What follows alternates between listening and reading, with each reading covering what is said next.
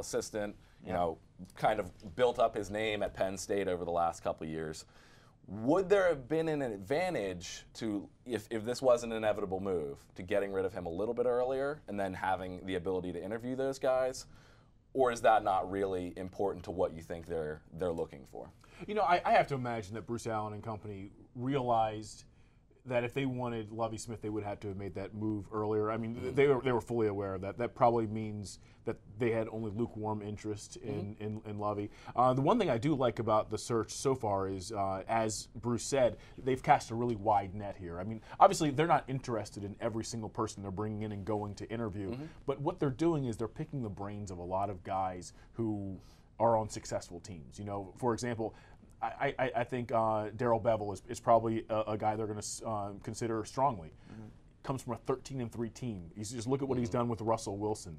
And you want to bring that guy in and say, hey, okay, so if you took over the Redskins, what would you do? Tell us a little bit about the Seahawks. How do you guys run your practices? How do you guys game plan? What do you guys look for when you're evaluating players? So you're kind of, in a way, stealing best practices from some very successful teams. And especially the defensive guys. I mean, they don't know what. I mean, the defense obviously struggled really badly the past 2 years. You go pick the brains of some 4-3 guys and say, hey, if you were to take over the Redskins, what would you do with Brian Orakpo? What would you do with Ryan Kerrigan? And so, you know, Bruce Allen is taking these things. He's writing down notes. And no matter who they hire next, they're going to have a lot of knowledge they took from some other guys they interviewed. You know, it's interesting. I liked Bill O'Brien for the Redskins job. You know, we had a podcast on sonofwashington.com where we talked about who we wanted as the coaches, and he's the guy I chose simply because he went into a pretty difficult situation at Penn State. I mean, I don't know how you could even write a script that was more difficult than that in terms of who he was replacing and all the other things that were going on there. And I think that he is an offensive guy. He worked with Bill Belichick. He knows how to run a team properly. So that was a great choice. He's obviously with the Texans now. He's gone. I like Darrell Bevell a lot. One of the things I really like about him is that he went into a Wisconsin program in college that was terrible. Terrible for years, I know, because I was going to school there at the time. Wisconsin was an awful team. And he was the first quarterback in, you know, forever to come into that school and lead them to a Rose Bowl championship. So he kind of came from roots of being able to take a bad team and turn them around. I mean, at least, you know, play a part in that. And he's done a really great job with Russell Wilson, who has obviously got a lot of similarities to Robert Griffin III. So right now, I'd have to say that's my guy. Hopefully, you know, as far as the timing goes, I don't know if it really would have helped them to fire Shanahan earlier. They could have had talks earlier, but at this point, you can't really talk to Bevell until he's done with the playoffs anyway. So don't think it made that much of a difference. Now, Chris, with a lot of the discussion about hiring a head coach who is either offensive or defensively minded, you know, as a player who sits in on those meetings, who's in the locker room, does it really trickle down that far, or are you working more with your position coaches, more with your coordinators? You know, does the background of the head coach really play that much of an impact into your preparation? It absolutely does. You're in with your position coach most of the time, but it's always a strong point of emphasis, and it's always an equation, so to speak. Each coach has this equation for winning, and it has to be processed all the way down to the coordinator, to the position, to the player. One of the things about the Mike Shanahan era that we saw, and you saw Dan Snyder allowed everything to take its course. You know, the first year wasn't that good. He started getting more of his own players, more of his personnel. We got more familiar. We saw the equation, so to speak, take place, and then we won a division championship. But I think the thing that kind of messed it up this year was you seeing him kind of go away or contradict his equation, so to speak. And I think you're absolutely right. As you pick brains of other coaches and try to figure out what their equation is, you say, okay, and then we all know that Dan Snyder's going to give you all the tools you need to do your job, and then he's going to watch to see if you stick to that equation and say, okay, he said this is going to happen, or now we're here. Now we see he's going to pay attention if we get away from that, if we take accountability and say, oh, you know, I got to do better, we got to do better. We all know about the sophomore slump, so to speak, and that's just really coaches scouting you after a year. It's always going to be harder. Now we have a special defense you've never seen before, and we got to see Robert bounce back from that. But it absolutely does play an effect. Well, there you have it. And one of the big topics of discussion coming out Monday was, is this team better than they were 4 years ago? Obviously, Mike Shanahan said in his final statement that he believed it was. Bruce kind of had a more holistic approach to it, and said that there are certain things that are better, and there are obviously need for change going into this offseason. What do you think? Overall, is this organization in a better spot than they were 4 years ago? From a win and loss perspective, not really. But if you look at the other things, you look at the fact that they were in salary cap hell, for lack of a better term, before Mike Shanahan and Bruce Allen got here. That's no longer an issue. I mean, obviously, the $36 million salary cap penalty was really painful, and they kind of brought it upon themselves. But at the same time, they have flexibility. Now the penalty expires the start of the next league year. They'll be able to go out and spend money on free agents. They weren't in that situation 4 years ago, before Mike Shanahan got here. They got the bubble bills. They've now moved training camp to a nice facility down in Richmond. So I think if you look at some of the things outside of the record, this franchise seems to be in a better spot than Mike Shanahan got here. Is the question team or organization?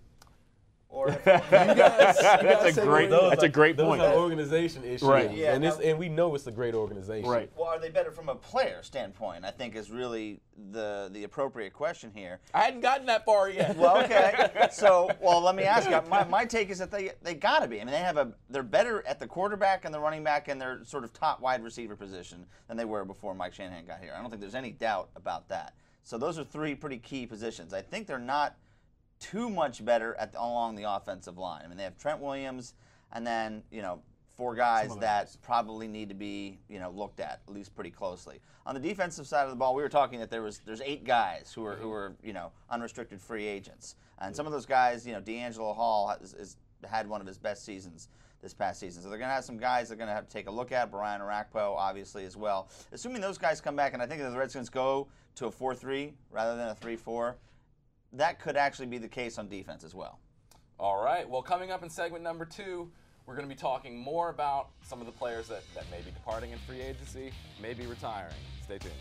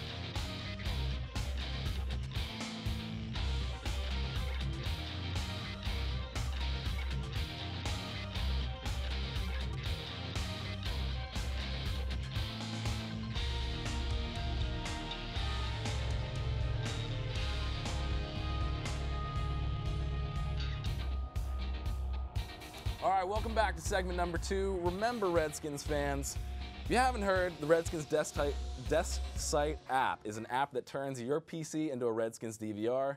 This PC app will automatically deliver high-definition videos directly to your computer. You'll receive game highlights, interviews with players, coaches, full-length TV shows, and more. Download it now by going to redskins.com/deskSite. Talking about roster composition, kind of a disappointing end. I know a lot of people turned off their TV sets, but they actually turned off probably the last few minutes of London Fletcher's career. I just closed my eyes. That's fair. You were in the. I saw you just in the press box. If this really was the last ride for London Fletcher, and it did sound a little bit like what he said 2 weeks ago, saying that he was 99% sure, but leaving that 1% wide open. Sounded like it was a little bit more definite after the game. Did you get that impression that this was it? Absolutely. I think no player wants to completely, especially when you have a little bit of game left, and I think he does have some left. I mean, the tank is really close to empty, but there's still a little bit left. So I think he wants to keep his options open just in case Carolina calls next year with 5-6 games left to go and looking like Super Bowl contenders, a team from his near his hometown. So but yes, I think after waffling a little bit in those days when he made the announcement, it did sound more definitive in his post-game comments. It did sound like he's starting to realize that, hey, you know what? There's life outside of football. I've missed my 3 children, going from, 1 to whatever age they are now. He wants to be there for them and see some of those other things. I think he's starting to realize that, this is the time to hang it up. Obviously a passionate guy. Is he somebody that you could see pulling a Roger Clemens type move and coming in mid-season? Can guys actually do that and fit into a system right away? If anybody can, London Fletcher can. 16 years in the NFL has bought him, some respectability around the league, and obviously he's a smart guy who can probably come into just about any system and help a team out if they needed it. It would probably be an injury situation like you were talking about. I can't imagine that at his age, and he's definitely slowed down a little bit, that a real contender, a Super Bowl contender, would be so thin at the middle linebacker position that they would actually give him a starting position from week 1. I don't see that. In the locker room after the Dallas loss, somebody was like, "Are you sure, London? You sure you're going to retire?" He's like, "Man," he put his hands up like this. He's like, 16 years is enough. And that's what he said. So, and the way he said that, he sounded almost like he was relieved at that, it was over and it was time to not play football. Now, what happens with these guys, and you could probably, Chris, attest to this better than anybody, is like, you can say, all right, I'm done, but then that season comes around again, the time of the year, and you start getting that itch to play again. Will that happen to him, you think? It's like staying up all night and still waking up at the same time in the morning. It's just that time of season. It's like it's time to play football. But you guys both mentioned some key things. First of all, 16 years. It's hard to get butterflies after 16 years. You can still get them, but obviously the situation that the Redskins was in this year, it's hard for me to imagine that London had them. It has to be a winning situation, something that's going to protect him, allow him to go out and play passionately, as well as his legacy. And he could play, as a mentor, or I would see a team hiring him as a mentor. Obviously, I know that he can still play football, but it'd be good for him to bring somebody else along, and you bring him in, say, Carolina, and help some of those other linebackers come along and be like, how did you play all those years? What do you see on these plays? How are you able to start moving before the ball was even snapped on this play? He's also going to be on TV stealing one of our jobs soon, I think. He's pretty good on TV. He's excellent on television. You remember last offseason we saw him on ESPN. We saw him on NFL Network. Yep. You could see he was clearly starting to lay the foundation for what was next. And he's also the Redskins' best dressed, believe it or not. Yeah. London Fletcher. No doubt. Sharp dude. Now, another one of those guys that has been around forever is a legacy here, and was kind of forgotten in the last couple of years, even though he was still an impact player, is a guy like Santana Moss, who, goes out pretty high up the Redskins record books.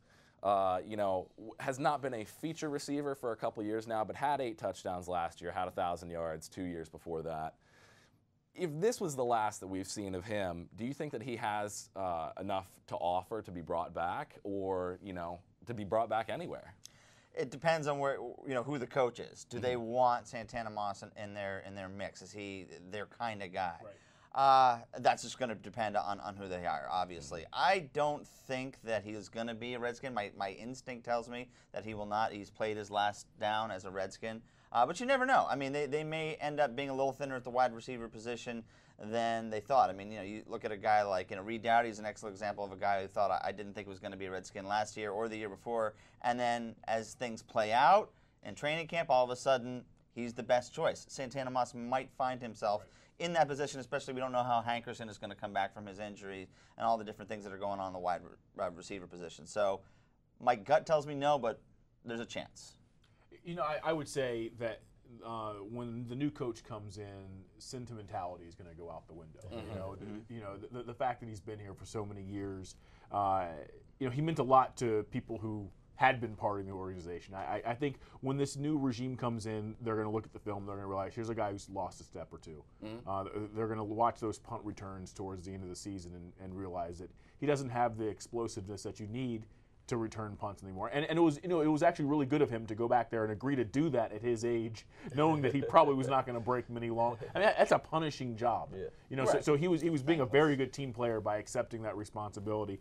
But you also just look at his declining numbers. I mean, it's clear that the only reason I think he would have a chance of coming back here in Washington is if the Redskins believe that they need him from a leadership standpoint. They needed him to maybe, just for that 1 year, to kind of help bring along a youngster that they draft Maybe they draft a young slot receiver high up, and they think he's going to be a good player. Keep Santana to kind of bring him along, because remember Nick Williams said how much he learned from Santana. Sure. Santana, a lot of older guys see a young guy like Nick Williams as a threat. He actually took him under his wing and showed him taught him everything he knows at this point. So I think he's a very good leader and a good guy, but I would have a tough time seeing him come back. Now you talk about a new regime coming in terms of personnel, but it kind of sounds like Bruce Allen is the one who's going to be spearheading this. And I'm not saying that Bruce is going to be sentimental about this, but you may not see necessarily the overhaul that you would see in another organization where they are changing regimes. Right. In this case, it's almost like there is a degree of familiarity, at least when they're looking at the tape. 3 and 13, man. Understood. And plenty of drops. And you look at and you look at last year and what happened in Kansas City. If you hire the right coach and you bring in the right general manager and you pick the right players, you can turn things around like that. I mean, they were 2 and 14 and had a tragedy unfold in their parking lot. And now they're in the playoffs again as a favorite. And I think that's in a tribute to the continuity. I think it's a way that you can bring in a new regime, a new philosophy, and still not completely change the continuity and the chemistry of this ball club. You just bring in the players in the right place. You bring in Alex Smith. Bring in somebody that can put the players in the right place. Right. It was a match made in heaven, I think, at Kansas City. Alex Smith and Andy Reid was definitely a good match for sure. So hopefully Redskins can do something like that. There's hope, Redskins. There's always hope. 2014. Always hope. Coming up in segment number 3, we're talking Pro Bowl, talking beyond. Stay tuned.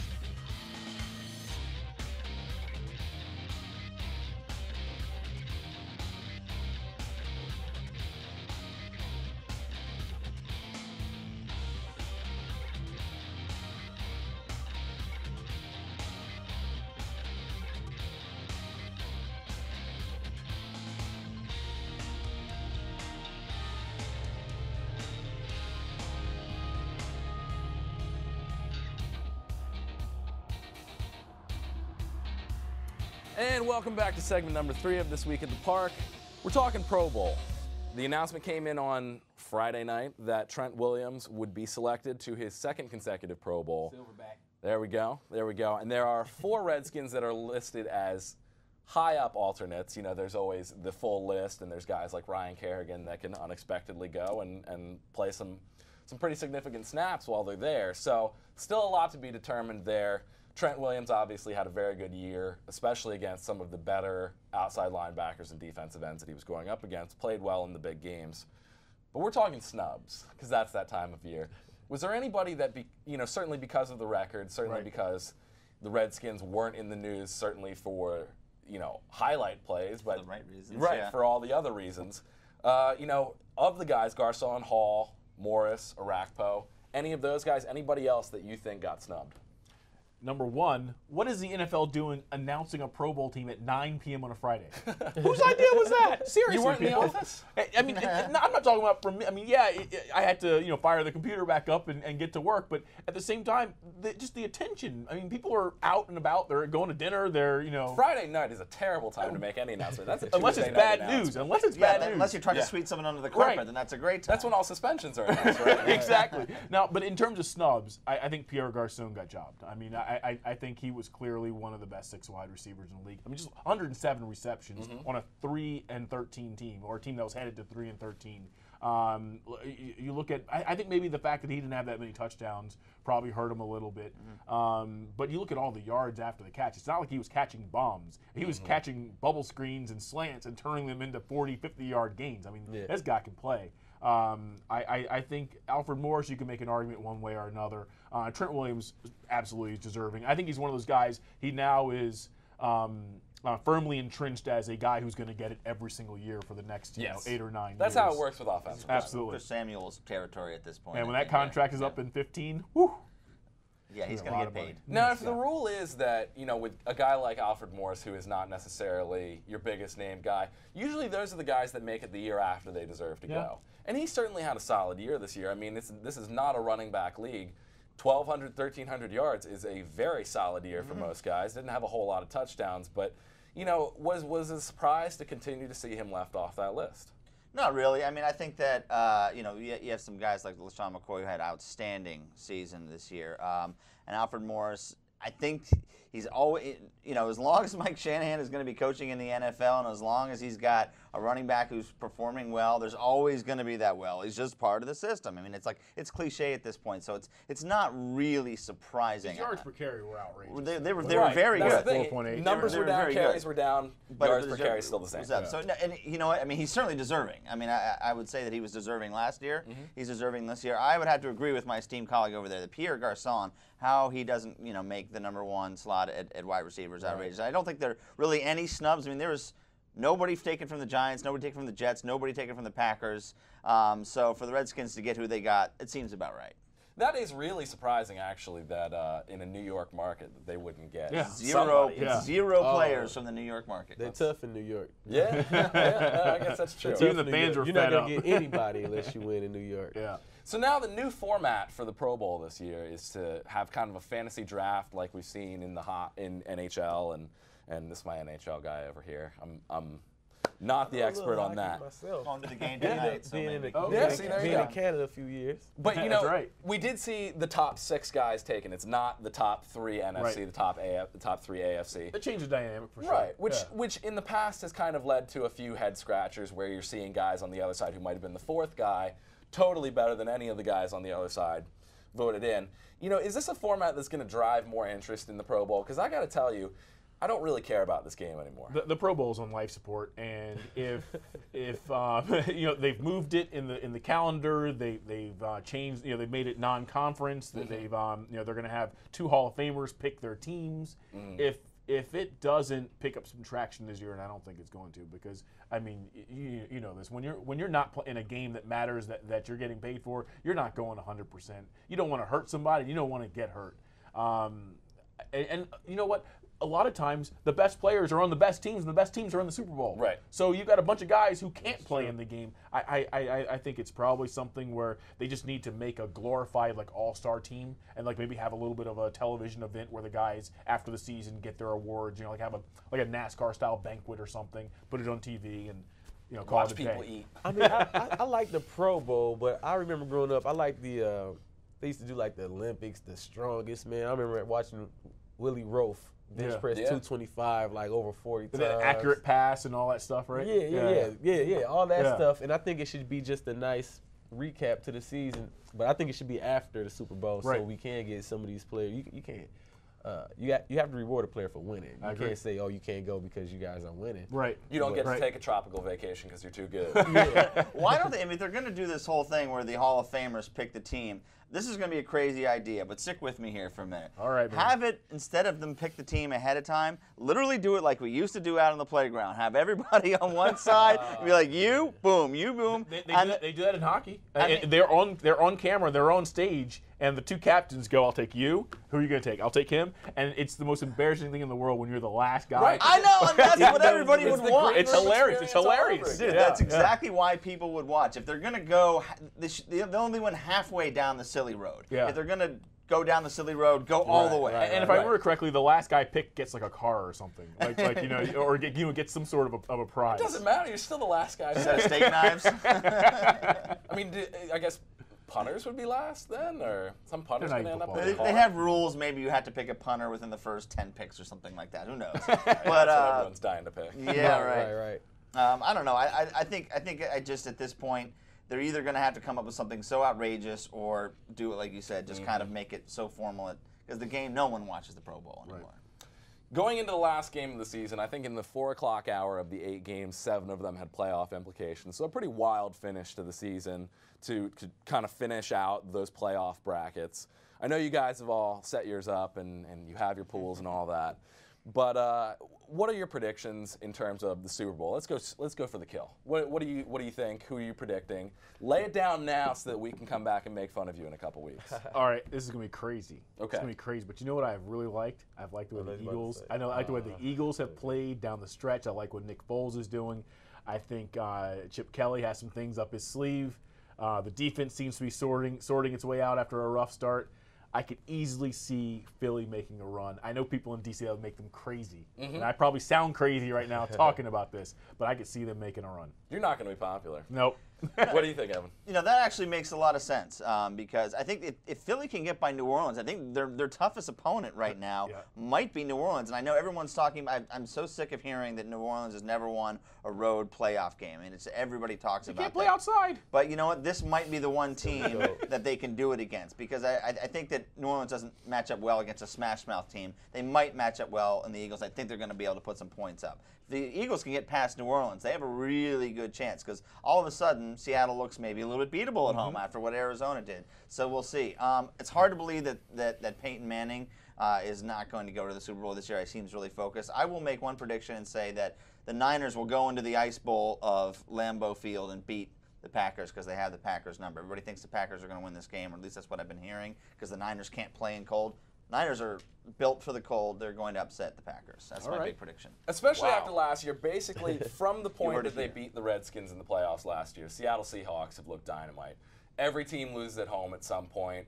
You know, I don't really buy into that. I really think that this is a team, and especially when you're looking ahead, if they can get through their schedule, if they go to the Super Bowl in New York, bring on the bad weather. This team loves bad weather. They love being an underdog. This is a nasty defense. Defense wins championships. Who do you got?